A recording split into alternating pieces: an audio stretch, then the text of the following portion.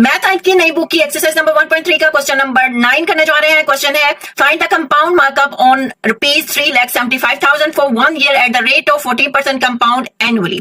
3,75,000 रुपए पर एक साल के लिए 14% सालाना की शरह से कंपाउंड मार्कअप तलाश करें। ठीक है, तो कंपाउंड मार्कअप अगर मैं आपको समझाऊं तो सूद पर सूद का तस्वर होता है। ठीक है, चलिए इस क्वेश्चन को सॉल्व करते हैं और समझने की कोशिश करते हैं। देखिए, इसका प्रिंसिपल अमाउंट जो है हमारे पास 3,75,000 है, टाइम 1 ईयर का है, इंटरेस्ट रेट इसका 14% है, कंपाउंड मार्कअप एक साल का है और वो हमने फाइंड करना है। वी नो दैट इसका जो फॉर्मूला होता है, बास टीचर जो है वो परसेंटेज के फॉर्मूले से इसको सॉल्व कर देते हैं, वैसे भी आप कर सकते हैं, लेकिन इसका जो असल फॉर्मूला है वो होता है A is equal to P multiply square bracket 1 plus R over 100। ठीक हो गया, और ब्रैकेट क्लोज्ड और ऊपर T। ठीक है, अब इस फॉर्मूले का क्या मतलब होता है? A for final amount, P for principal amount, R for annual interest rate होता है, T जो है वो टाइम इन ईयर्स होता है। ठीक है, तो इसी के अकॉर्डिंग हम इसको सॉल्व करेंगे।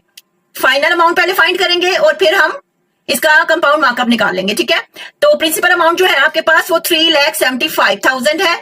ठीक हो गया, अब ब्रैकेट के अंदर देखें तो 1 प्लस जो इंटरेस्ट रेट है आपका वो 14 है और नीचे 100 है। ठीक हो गया, और ऊपर जो टाइम इन ईयर्स है वो 1 है। ठीक है, 1 एक साल का है ना, तो 1 आप डाले ना डाले कोई फर्क नहीं पड़ता। ठीक है, तो आप 14 को 100 से डिवाइड करें, 1 के साथ प्लस करें, तो आपके पास जो आंसर आएगा वो आएगा A इज इक्वल टू 3।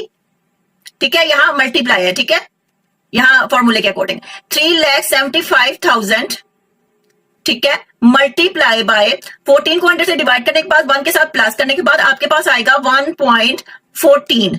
ठीक है, तो आप इन दोनों को मल्टीप्लाई करेंगे तो आपके पास फाइनल अमाउंट आ जाएगा। ठीक हो गया, फाइनल अमाउंट आपके पास आएगा 4,27,500।